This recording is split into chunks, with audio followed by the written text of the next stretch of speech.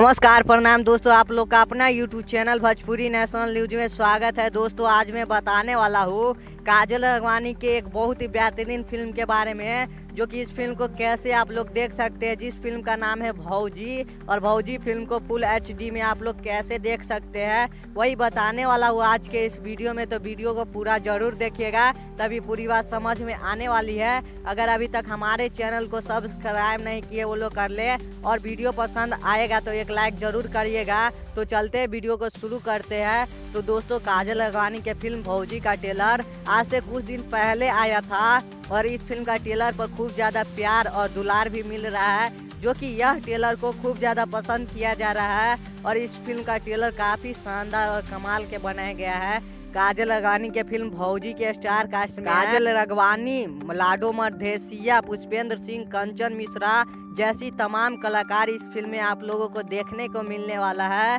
जो कि यह फिल्म में बहुत ही अच्छे काम किए सभी लोगों ने। और बात करें इस फिल्म के डायरेक्टर के बारे में, तो इस फिल्म का डायरेक्टर है मंजुल ठाकुर।